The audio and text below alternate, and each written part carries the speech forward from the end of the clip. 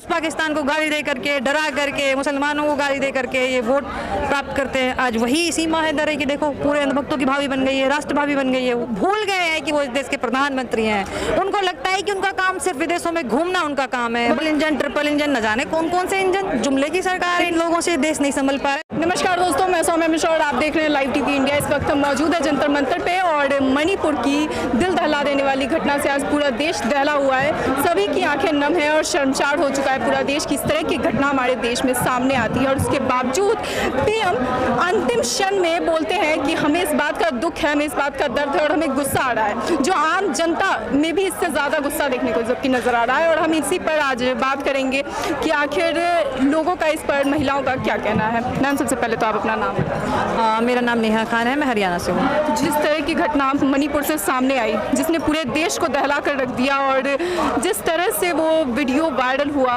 और अंतिम क्षण में प्रदेश के प्रधान ये बात कहते हैं कि मुझे इस बात पे गुस्सा आ रहा है और स्मृति ईरानी कहती है कि मैंने सीएम से बात की है। इस पर आपकी क्या प्रतिक्रिया है? देखिए, इतनी विभत्स और पूरे देश को शर्मसार करने वाली ये घटना है। जिस तरह से आपने भी वो वीडियो देखी होगी कि उसमें जो हरकतें, जो चीज़ें हो रही थी वो हम अपने मुंह से भी नहीं कह सकते। कि दो बेटियों के कपड़े उतरवा करके उनको परेड करवाई जा रही थी उनसे, और एक भूखे भेड़िए उनके साथ एक ग्रुप बना कर चल रहे थे। और ना केवल इतना करने से उनका मन भरता है, वो उनके प्राइवेट पार्ट, उनके स्तन, उनके योनि, हाथ जिस तरीके से वो उनको छू रहे थे, स्तन को दबा रहे थे, मुझे लगता है कि मैंने अपनी लाइफ में इससे ज़्यादा क्रूरता, इससे ज़्यादा घटिया, विभत्स और शर्मसार वाली कोई चीज़ देखी होगी। मेरी ज़िंदगी की एक ऐसी पहली ये वीडियो या जो भी है इस तरह की घटना मैंने देखी है और जिसको हम शब्द कम पड़ जाते हैं, जिसका बखान नहीं किया जा सकता है। और इतना सब कुछ होता रहा, इतना सब कुछ। और अभी आपने सुना होगा कि वहाँ के मुख्यमंत्री ने जो बोला है कि ऐसी कोई एक घटना नहीं है, सैकड़ों घटनाएं हुई हैं। मतलब अभी भी उस आदमी में इतनी हिम्मत है कि वो ये बात बोल रहा है कि ऐसी एक नहीं, ऐसी सैकड़ों घटनाएं हुई हैं और उसके बाद भी आप मुख्यमंत्री हैं। ताज्जुब की बात है कि अभी भी वो मुख्यमंत्री हैं। वो सब बोलने के बाद भी वो मुख्यमंत्री बने हुए हैं। वहाँ इंटरनेट बंद था, इसलिए ये वीडियो हम लोगों के सामने अब आया है, आप और हमने अब देखा है। और जिस तरीके से मुख्यमंत्री जी ने बोला है तो उससे तो यही उम्मीद की जा सकती है कि अभी पता नहीं कितनी वीडियो और इस तरीके की आएंगी, हम लोगों को देखने को मिलेंगी। और 4 मई के बाद कहा भी जा रहा है, ऐसे बहुत मामले हुए हैं। अब जैसे जैसे वहाँ की हालात सुधरेंगे, वहाँ इंटरनेट और बाकी सब चीज़ें चलेंगी, तो न जाने कितनी ऐसी विभत्स घटनाओं की वीडियो और फोटोज हम लोगों के सामने आएंगे। और वो मुख्यमंत्री वहाँ के मुख्यमंत्री बने रहेंगे और इस देश के प्रधानमंत्री, जिनको इस देश की सभी जनता ने चुन करके प्रधानमंत्री बनाया है, वो भूल गए हैं कि वो इस देश के प्रधानमंत्री हैं। उनको लगता है कि उनका काम सिर्फ विदेशों में घूमना उनका काम है, जुमले फेंकना, ये चीज़ें उनकी काम है। महंगे महंगे कपड़े पहनना, किसी प्रोग्राम में जाएंगे 6 तरह की ड्रेस बदलना, ये उनका काम हो। वो अपना असली जो काम होता है प्रधानमंत्री जी का, वो भूल चुके हैं। 3 महीने लगे उनको 36 सेकंड ये बोलने में कि मुझे बहुत पीड़ा है और बख्शा नहीं जाएगा दोषियों को। 3 महीने मोदी जी आपको ये बोलने में लग गए, तो कैसे समझे हम कि आप कार्रवाई करोगे। जबकि सुप्रीम कोर्ट ने बीच में उन्हें टोका भी था कि या तो उस पर तुरंत संज्ञान लिया जाए वरना हम लेंगे। CJI ने खुद ये कहा है कि अगर सरकार से नहीं संभल पा रहा है तो हम खुद देखेंगे। शर्म की बात है, डूब मरना चाहिए बीजेपी के नेताओं को, प्रधानमंत्री जी को, अमित शाह जी को डूब मरना चाहिए कि खुद CJI को आगे आकर के बोलना पड़ रहा है कहीं ना कहीं कि अगर आपसे नहीं संभल पा रहा है तो हम देखेंगे। स्मृति ईरानी के ट्वीट को आप किस तरह से देखती है? उनका कहना है कि मैंने बात की है सीएम बीरेन्द्र सिंह से, हमने चर्चा की है और इस पर जल्द से जल्द कोई कार्रवाई की जाए। स्मृति ईरानी जी को तो मुझे ये समझ नहीं आ रहा कि वो कैसी औरत है। कोई औरत ऐसे कैसे हो सकती है? एक औरत के साथ ये सब हो रहा है मणिपुर में, और एक औरत हो करके आपकी अंतरात्मा आपको घटोच नहीं रही है। एक समय था वो भी महिलाओं के लिए, एक समय था महिलाओं के लिए आवाज उठाती थी और जो चीजें नहीं भी होती थी उन चीजों को भी बना कर आवाज उठाती थी। प्रधानमंत्री को चूड़ियां भिजवाती थी, रोड पे आकर के अपना सीरियल वाला ड्रामा शुरू कर देती थी। आज वही स्मृति ईरानी, अरे थोड़ा तो शर्म करिए, थोड़ी तो लज्जा दिखाइए। वहाँ जा करके उन औरतों से मिलिए, उन बेटियों से मिलिए। वहाँ जो हो रहा है, नहीं मिल सकती तो कम से कम आके पीसी कीजिए। जहाँ जो चीज़ें लग रही है कि हाँ ये यहाँ हमारी सरकार में कमी रही है, वहाँ जा करके बोलिए, प्रधानमंत्री जी को बोलिए कि ऐसे नहीं हो सकता। हमारे होते हुए हम भी एक महिला है, हमें महसूस कर पा रही हूँ कि क्या उस बेटी के साथ हुआ होगा, कैसा उसे महसूस हुआ होगा। ये जा करके अपने सीनियर नेताओं को बोल सकती हैं। खुद इतनी सीनियर है, वो एक बहुत बड़ा ओहदा रखती हैं बीजेपी पार्टी में।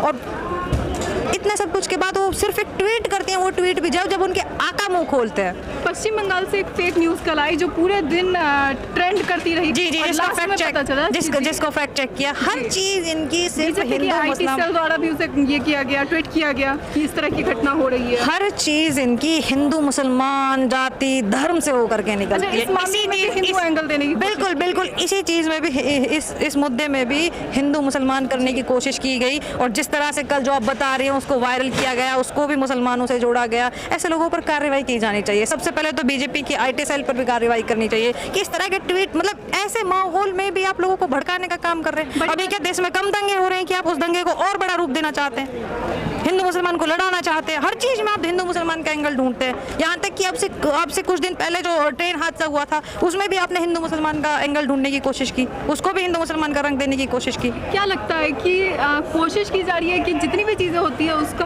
एक समुदाय के ऊपर ही हर चीज को उसको ऐसा इसलिए किया जाता है लोगों को डाइवर्ट करने के लिए। जो नॉन मुस्लिम लोग हैं, मेजोरिटी के जो लोग हैं, उनका ध्यान महंगाई से और जो भी देश में अलग अलग समस्याएं हैं, बेरोजगारी है, महिलाओं के साथ जो उत्पीड़न हो रहा है वो है, उन सब चीज़ों से ध्यान हटाने के लिए वो सिर्फ और सिर्फ उनको डाइवर्ट करने के लिए इस तरह की हरकत करते हैं। और उनका ब्रेन वॉश इन लोगों ने कर रखा है कि जब बात मुसलमान की आती है तो लोग सब चीज़ भूल जाएंगे, और ऐसा होता भी है।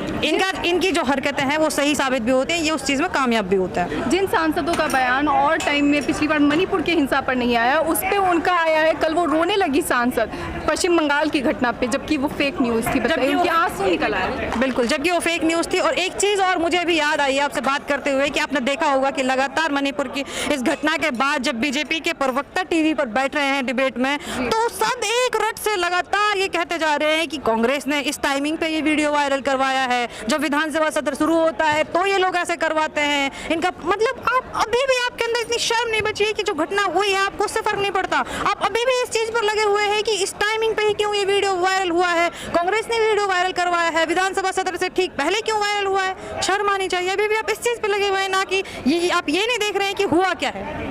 कहीं ना कहीं बयानों से ऐसा लग रहा है कि बीजेपी नहीं चाहती थी कि इस तरह की घटनाएं मणिपुर की बाहर आए। बिल्कुल नहीं चाहती थी, बिल्कुल नहीं चाहती थी। इन लोगों में इतना मादा ही नहीं है कि ये इस तरह की जो घटनाएं जो होती है, जिनके लिए सीधे रूप से मैं कहूँगी जिम्मेदार ये खुद है, क्योंकि 3 महीने से ये चीज़ें होती रही और इनसे रुकी नहीं, जबकि पूरा तंत्र इनके अपने हाथ में है। प्रदेश में इनकी सरकार है, केंद्र में इनकी सरकार है, उसके बावजूद ये सब कुछ होता रहा। ये देखते रहे, इन्होंने इंटरनेट बंद करवा दिया, और उसके बाद ये चीज़ों को अपनी जो विफलता है ये उनको स्वीकारते नहीं है। ये इनके अंदर बहुत बड़ी कमी है। कांग्रेस जब सत्ता में थी, आपने भी देखा होगा कि प्रदर्शन, अगर कोई प्रदर्शन होता था कभी, तो उसके मामले में कांग्रेस संज्ञान लेती थी, मिलती थी, अपने पास मिलने बुलाते थे, या तो डेलीगेशन को, या फिर खुद चल करके नेता आते थे, उस बात को मानते थे, मुद्दा हल हो जाता था। लेकिन ये क्या करते हैं, आपने देखा होगा कि किसानों के मुद्दे में क्या हुआ, कितने लंबे टाइम तक किसान धरने पर बैठे रहे, कितने किसानों की जान गई। और यही आपने पहलवानों के ऊपर तो कोई कार्रवाई नहीं हुई। आपने देखा होगा ब्रजभूषण के ऊपर कोई कार्रवाई नहीं हुई है। सीमा हैदर, वही पाकिस्तान, जिस पाकिस्तान को बात बात पे गाली देते हैं, लोगों को डराते हैं, हर बात पे, जो पाकिस्तान कहीं भी हमारे देश के बराबर आकर जिससे हमारा कोई कंपैरिजन ही नहीं है, उस पाकिस्तान को गाली दे करके, डरा करके, मुसलमानों को गाली दे करके ये वोट प्राप्त करते हैं। आज वही सीमा हैदर है कि देखो पूरे अंधभक्तों की भाभी बन गई है, राष्ट्र भाभी बन गई है। वो वीडियो वायरल होते ही 6 लोगों की गिरफ्तारी हो गई। क्या लगता है कि ये 4 मई की घटना जो आज तक इस पर कोई कार्रवाई ही नहीं हुई, और ये भी कहा जा रहा है कि महिला आयोग में इसकी शिकायत की गई थी, लेकिन इस पर कोई संज्ञान नहीं लिया। देखिए, क्या ऐसा हो सकता है? मुझे नहीं लगता कि ऐसा हो सकता है। सामने आया है। मुझे नहीं लगता, पहली बात तो, कि ऐसा हो सकता है कि 3 महीने से ये सब चलता रहा और 4 मई की वो घटना है, तो क्या मुख्यमंत्री को उसके बारे में नहीं पता चला होगा, मामला संज्ञान में नहीं आया होगा? आपको नहीं लगता है कि कहीं ना कहीं ये चीज इस तरह की चीजें उन तक नहीं पहुंची होंगी, पता नहीं चला होगा? क्या लगता है बीजेपी छुपाना चाह रही है? बिल्कुल बीजेपी देश से ये सब चीजें छुपाना चाह रही है, अपनी नाकामियों को छुपाना चाहती है, क्योंकि उनके अंदर इतनी हिम्मत नहीं है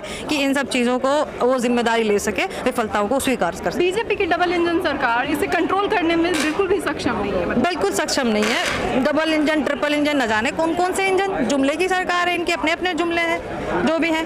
इन लोगों से देश नहीं संभल पा रहा है। 2024 में इनका अंत निश्चित है। मोदी जी आप जाने वाले हैं और वो बौखलाहट उनके अंदर देखने को मिल भी रही है। मोदी जी ने दावा किया है अभी इसी मीटिंग में, जब पूरे विपक्ष की मीटिंग हुई थी उस दौरान उन्होंने दावा किया कि 2024 में जनता फिर उन्हें चुनेगी। इसलिए चुनेगी, अभी भी जनता अभी भी चुनेगी, इसलिए चुनेगी जो मणिपुर में हो रहा है कि पूरा देश ये करवाएगा अपने साथ। ये जनता समझ चुकी है। मोदी जी अब आपके ड्रामे नहीं चलेंगे। ये क्रोकोडाइल की तरह जो आप ये आंसू बहाते हैं ना, जो 78 दिन आपको बोलने में लग जाते हैं, ये जनता इतनी बेवकूफ़ नहीं है, माफ़ नहीं करेगी ये जनता आपको। शर्म के मारे डूब मरी है।